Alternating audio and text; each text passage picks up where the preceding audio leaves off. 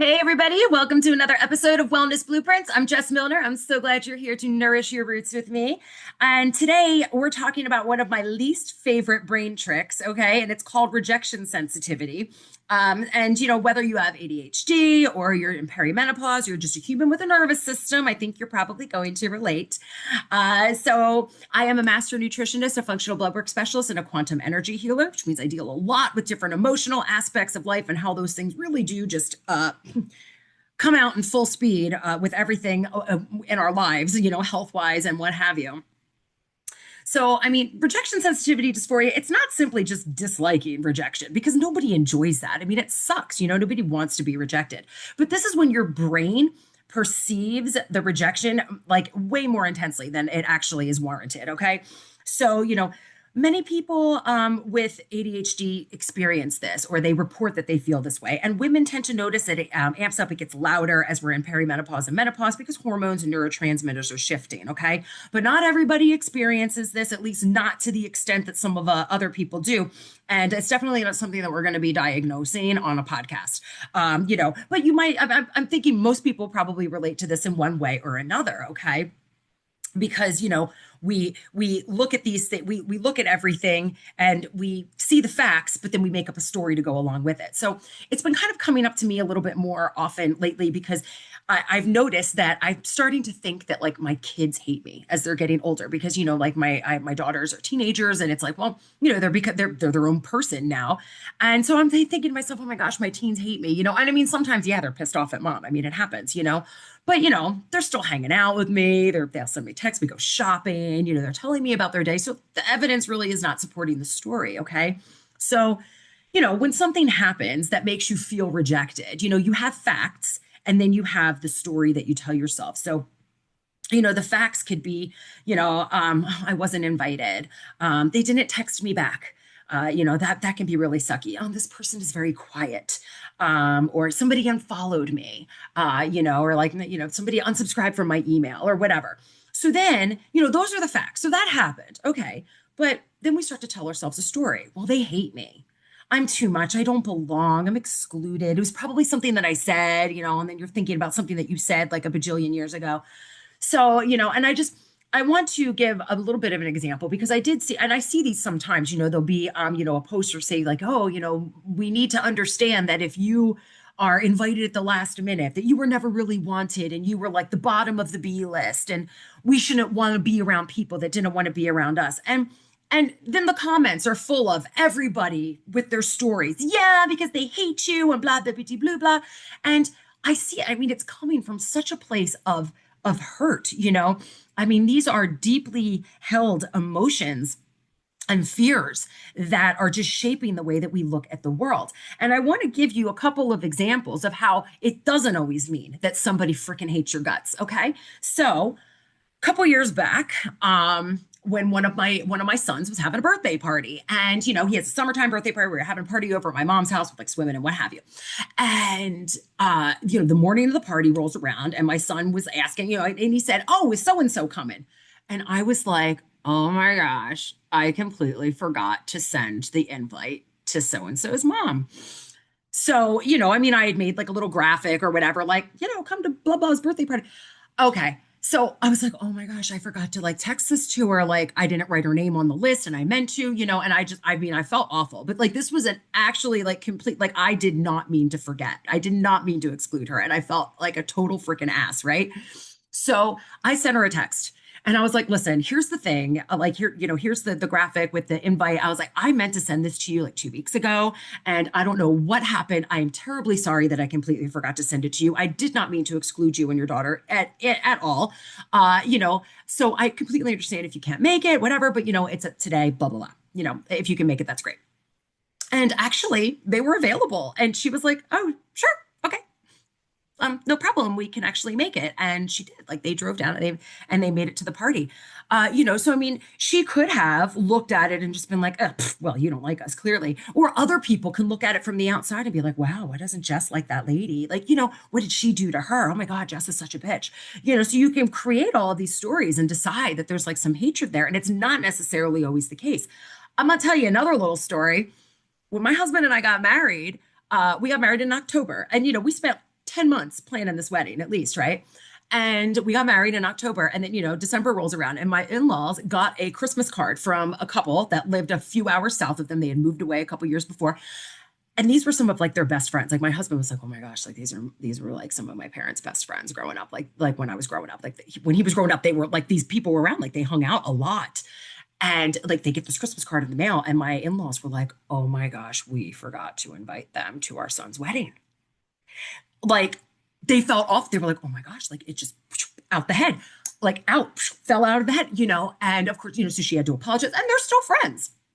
I mean, these are, like they're, I believe they might have lost one in the last year. I don't remember if that was the same couple or not, but yeah. So, I mean, like these things do happen. Does it mean that my in-laws hated their friends, that they wanted to exclude them? No. Sometimes there's so much shit going on that somebody actually like full on forgot something. Maybe you are the subject of what was forgotten. And it doesn't always mean that it's, a horrible thing, because, and we make these things up, and those are not the facts. And then, so basically we're making up this story based on fears that become like your lens, like how you look at the world, the things that like really, really shape us like that, and it's not that like these moments of like being rejected, when we're like, she forgot to invite me or whatever, or like, she didn't text me back, it's not that like that happening creates the wound. It's just revealing the wound that is already there, that underlying story. I'm not good enough. It's not safe to be me. I'm forgettable. Like people just don't remember me. People just don't like me. And our minds will collect evidence to support that bullshit. Okay. Just like, the clock being wrong. I'm sorry, being the broken clock being right twice a day. Our brains will use that as evidence against us, to tell ourselves these lies and shape us and keep us in this like state of, So instead of spiraling out when these things are happening, it's really awesome if you can take a moment and say, okay, well, what are the objective facts? What story am I adding to it? Like, how am I embellishing this? What's another reasonable explanation, And if you were in love with this person that you feel like you were just rejected, if you were like totally in love, how would you change your assumption? Like a lot of the time when you really love someone, you're like, oh, well, maybe they didn't do it that way. Maybe they didn't do it to hurt me. Maybe they didn't, you start to ask yourself different questions. So that can be really powerful. I'm not saying you have to love everybody that way, but that can be really, really powerful. Okay. And this is where, the energy work and emotional work really comes in because, those emotions, they can be big fat liars. And when they are, kind of the driving force of our decisions and everything, it could become, you get stuck into this area where you just think that everybody is out to get you. Everybody knows somebody like, oh my gosh, everybody's out to get me. Yeah. Everywhere I turn, like this person's going to do this and this person's going to do that. Everybody's against me. And this is what happens when your emotions are doing this. We're allowing our emotions to hire a screenwriter before we hire a fact checker. And then like we're just getting upset about things that aren't even true.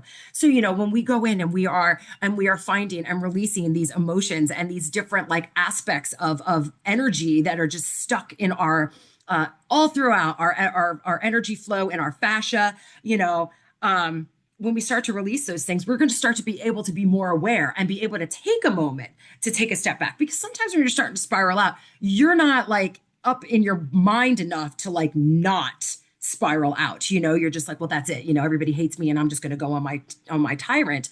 But when we work with, emotion code, body code, quantum frequency blueprint, you start to be able to put eyes on these things a little bit better. And I'll give you an example. The other day, I was, we were just, we had been out and about doing this, that, and the other thing. And then my husband was doing whatever around the house. And he came in with like, we were both like seated on the couch. I don't remember why. It was like, we both had like a moment to sit down. And he was just sitting there, he was kind of scrolling through his phone. He was being very quiet. He hadn't said anything in a while. And, he didn't have like the happiest look on his face or whatever. So, he's sitting there and I'm thinking to myself, he seems angry about something. Okay, so he must be mad about something. And I'm thinking like, did the kids do something? Did I do something? Like, what was it? Like, why is my husband upset?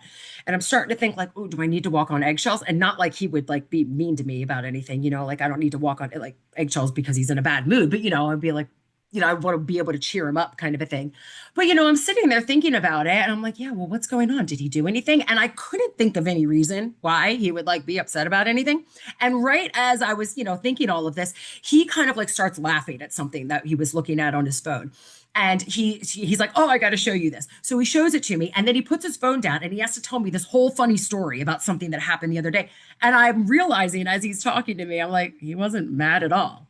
That was me sitting here analyzing why he was mad. And he wasn't at all.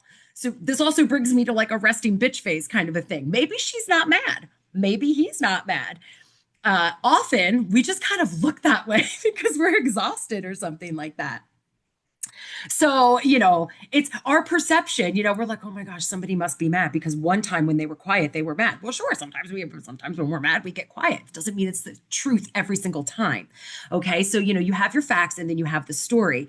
And unless we're like openly asking questions and stuff like that, sometimes our story just becomes the truth inside of our head. And then that can really, really mess some things up. So, I would love for you to, hit subscribe, leave me a 5-star review, share this with somebody who deals with something like this a lot, because I want you to know, sometimes rejection is actually very real. Okay. People disappoint us. Friendships end, we're not everyone's cup of tea. We're just not. And that's okay. All right. But sometimes we're handing ourselves the heartbreak that nobody else was handing us. We're making it up and making ourselves upset. Okay. And it's often because, we're allowing our emotions to take control of us. And so our emotions can be a guide. They can be very helpful, but they can also be big fat liars. And it's up to us to be aware enough and clear enough to be able to distinguish between the two, at least most of the time, right? Or realize it and, go back, apologize for whatever, hold yourself accountable, that sort of thing. And I do also want to just leave you with this, okay? Staying objective, because I do say we need to stay objective and look at what the facts are versus the story. This doesn't mean I want you to ignore your feelings, because your feelings are valid, okay? We feel them and, they are serving some sort of a purpose, okay? Staying objective doesn't mean ignoring your feelings. It means that your feelings have a seat, okay? They're sitting in the car, but they are not driving, okay? They're there. They get a little bit of a say, all right? Share this with somebody who deals with this on a regular basis, and don't let your deepest fears become your lens for the entire world. All right. Don't forget to hit that subscribe and share button. Love you guys. See you next week.